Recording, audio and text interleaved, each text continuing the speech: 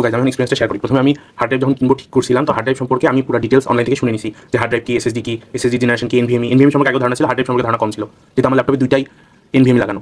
তো hard drive সম্পর্কে সব ধারণা নিলাম। তারপর আমি আমার হোম টাউনে একটা লোকাল দোকানে গেছিলাম, মিশন মোড়ের পাশে। তো দোকানদারকে বললাম যে ভাই এরকম আমার 1 TB একটা হার্ড ড্রাইভ দরকার, আপনার কাছে কি আছে? উনি এই যে WD এর এই হার্ড ড্রাইভটা আমাকে দেখাইলো, দেখাই বললো যে এটা। তো আমি এটা ডিটেলস জানতে চাইলাম ওনার কাছে। ওনার দোকানে অনেক লোক ছিল, তো উনি হাসি হাসি বললো আরে ডিটেলস জানার কি আছে, আমি তো আসি, এটা গ্যারান্টি হচ্ছে 2 বছর, এটাই ডিটেলস। তো উনি ভাবছিল যে আমি কোনো টেকনিক্যাল লোক না। তো উনি আমাকে ভুং ভাং বুঝায় এই হার্ড ড্রাইভটা 3800 টাকা চাইছিল। দেখো এখানের অরিজিনাল প্রাইস কত দেখাচ্ছে, এরা কিন্তু দেখাচ্ছে এটা একটা অনলাইন শপ, আমি ট্রাস্টেড কিনাম যাই না, 4500 থেকে 4610। উনি আমাকে এটাই চাইছিল 3800 টাকা। হ্যালো গাইস, তো কয়েক সপ্তাহ আগে আমি স্টারটেক থেকে একটা হার্ড ড্রাইভ নেই 2 TB। তো হার্ড ড্রাইভটার দাম নিয়েছিল হচ্ছে 12,600 টাকা, যেটার অরিজিনাল প্রাইস 13,000 সামথিং ছিল। তো আমি অনেক কথা বলে 12,600 পর্যন্ত নিয়ে আসতে পারছি। তো এটা হচ্ছে টেনসেন্টের সেই 2 TB হার্ড ড্রাইভটা। এখন অনেকে বলতে পারো যে ভাই হার্ড ড্রাইভ কেন? আমি এটা এক্সটার্নাল হার্ড ড্রাইভ, আমি আমার ল্যাপটপের ফাইলগুলো ব্যাকআপ রাখার জন্য এটা ইউজ করব। এবং এসএসডি নিইনি কেন, হার্ড ড্রাইভ নিলাম কেন? কথা হচ্ছে এসএসডির দাম অনেক বেশি। আমি যদি 1 TB এসএসডি নিতাম, আমি জানি না এনভিএমই নিলে অন্তত 20,000-এর ওপাশে যাওয়ার আশঙ্কা ছিল, বা 15,000 যাওয়ার আশঙ্কা ছিল। আর এটা আমি 12,600 পেয়ে গেছি 2 TB। সো আমার কাজ হয়ে যাবে।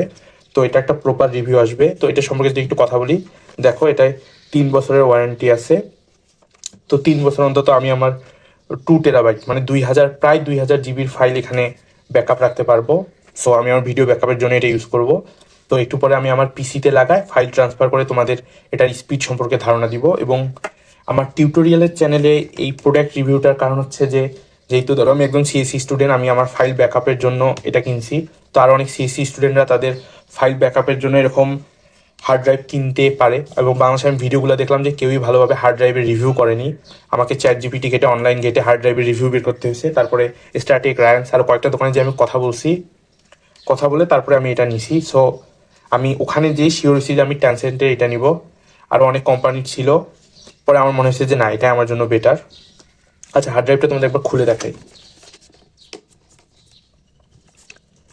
আসলে গাইজ বুঝতে পারতেছি আমি কোনো প্রফেশনাল মানুষ না। সো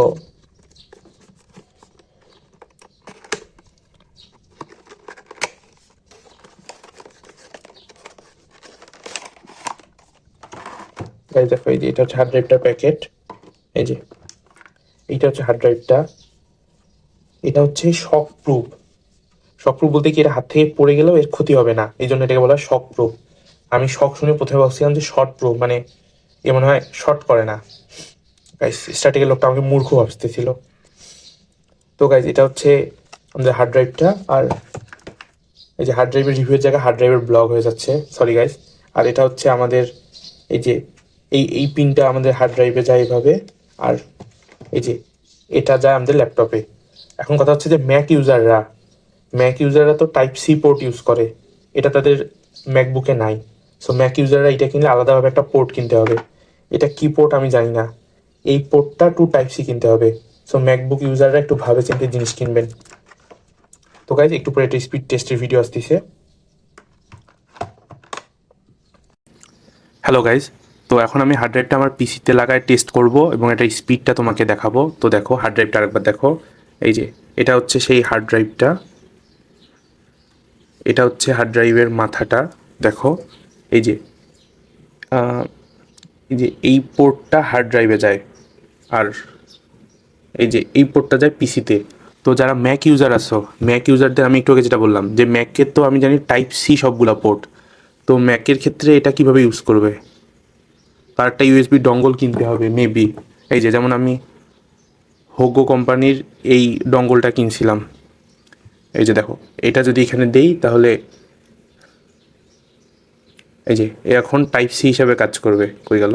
এই যে Type-C হিসাবে কাজ করবে। তো এমন কিছু কি ইউজ করতে হবে, এই ডঙ্গল ইউজ করলে তো স্পিড কমে যাবে। আচ্ছা হোক, তো এখন আমরা আমাদের এটার স্পিড টেস্ট করে দেখাই।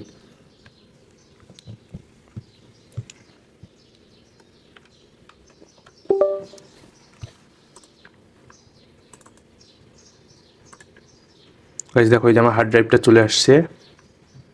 আমার হার্ড ড্রাইভে অলরেডি কত টেরাবাইটের ফাইল আছে দেখাই। এই দেখো, ফ্রি স্পেস আছে 1.78, আমি ইউজ করছি 37.3 GB। তো আমি এখন এটা কাজ করব, কিছু ফাইল কপি করব। ধরো অ্যাক্টিভেটর, অল সফটওয়্যার, এসআর সব, এই তিনটা মিলে হচ্ছে 11.5। এই তিনটা আমি এখন কপি করব।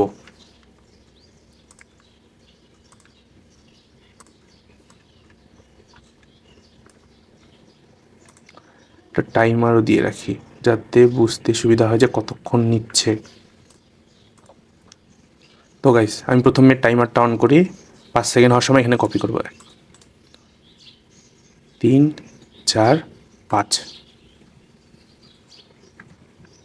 তো গাইস দেখো 11.5 GB কপি হতে কতক্ষণ লাগে আমি মূলত সেটাই দেখাতে চাচ্ছিলাম। আর 5 সেকেন্ড থেকে শুরু করছি, ব্যাপারটা একটু নিখুঁতভাবে দেখানোর জন্য।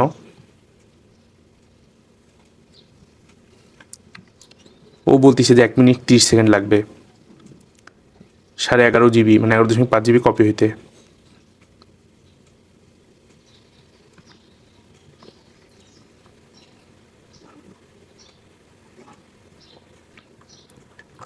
তো গাইস হওয়া মাত্রই আমরা এই টাইমটা স্টপ করে দেব। ও গাইস তোমাদের তো ভিডিওতে বললাম যে এটা হচ্ছে 3 বছরের ওয়ারেন্টি, তো 3 বছর ডাটা ভালোভাবে ব্যাকআপ রাখার জন্য এটা নিছি। এবং তোমরা ধরো 9 থেকে 10 হাজারে অন্য মডেলও পাবা, কিন্তু এটা শক প্রুফ জন্য আমি টেনসেন্টেরটাই নিয়েছি, কারণ শক প্রুফ আমি যেটা ব্যয় করে কোথাও নিয়ে যাই, তো শক প্রুফটা আমার মনে হয় কাজে লাগবে।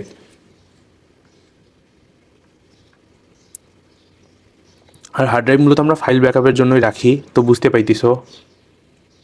আর ফাইল 2 জায়গায় ব্যাকআপ করে রাখা ভালো, ধরো তোমার ল্যাপটপে আবার হার্ড ড্রাইভে, একটা গেলেও আরেকটা থাকবে।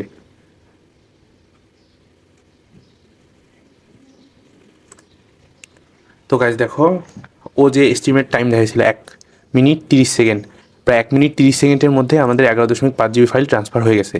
তো তোমরা বুঝতে পাইছো যে এটার স্পিড কেমন, আর তোমরা এটা কী হিসাবে ইউজ করতে পারো। এখন এটা হচ্ছে রাইট স্পিড। আমি রিড স্পিড তোমাকে কি দেখাবো, ধরো এখান থেকে একটা ভিডিও প্লে করে দেখাই। আমি প্রফেশনালদের মতো কোনো, সরি আমার ওই মিডিয়াটা নাই, প্রফেশনালদের মতো কোনো কিছু ইয়া করে দেখাবো না। हाय एवरीवन, ये अगर 1,0 है, आई ये होता है जे यू। তো বুঝতে পারলা। এখন এটা হচ্ছে হার্ড ড্রাইভ, কেউ যদি গেমিংয়ের জন্য কিনো সে হার্ড ড্রাইভ কিনবা না, সে কিনবা এসএসডি, এনভিএমই এসএসডি। এটা সম্পর্কে বিস্তারিত যদি না জানো ইউটিউবে সার্চ দিবা, নাহলে ChatGPT গুরুজি তো আছেই। এখন গাইস মোস্ট ইম্পর্টেন্ট, এই হার্ড ড্রাইভটা পিসি থেকে বের করব। আমি কি করব দেখো গাইস, এই যে হার্ড ড্রাইভটা যখন যখন হার্ড ড্রাইভটা কাজ হচ্ছিল, এই যে লাইটটা জ্বলতিছে, এখানে একটা লাইট আছে, এই যে এই যে লাইটটা জ্বলতিছে দেখো। তো এখন হার্ড ড্রাইভটা আমরা কীভাবে খুলে ফেলবো, ডাইরেক্ট টান দিয়ে খুলে ফেলবো? তাহলে যদি আমরা ওই কাজ করি তাহলে আমাদের ডাটা লস হওয়ার চান্স আছে, কারাপ্ট হওয়ার চান্স আছে। আমরা প্রথমে কী করব, এই যে দেখো এখানে ইজেক্ট অপশন নাই। Why there is no eject option, এটার উপর একটা আমি শর্টস বানাইছিলাম, তোমাদের আবার দেখাই। দেখো এই যে এই বাটনটা আছে শো হিডেন আইকনস, এখান থেকে এই যে ইজেক্ট করে দিতে পারবা। আমি ইজেক্ট টিপছি কিন্তু ও কাজ হচ্ছে।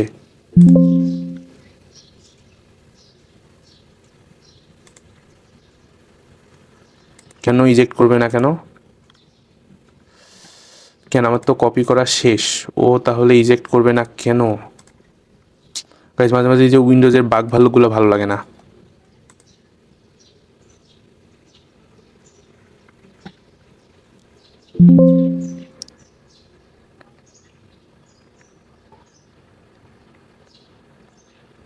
তো গাইজ এটা মানে এইভাবে ইজেক্ট করে, কিন্তু আমার পিসিতে এই মুহূর্তে এইভাবে ইজেক্ট হচ্ছে না।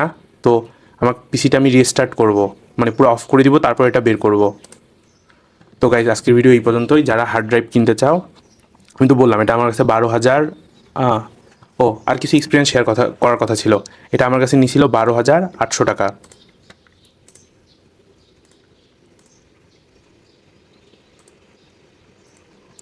এই যে এটা হচ্ছে আমার সেই হার্ড ড্রাইভটা, যেটা 13,900 টাকা অনলাইন দেখাচ্ছে। স্টার্টেক থেকে নিয়েছিলাম আমি অনেক কথা বলে, 12,800 টাকা আমাকে দিছে। তো এই হার্ড ড্রাইভ কিনতে যাওয়ার সময় আমার আরও কয়েকটা এক্সপিরিয়েন্স আমি বলি। আচ্ছা আগে বের করি, দেখো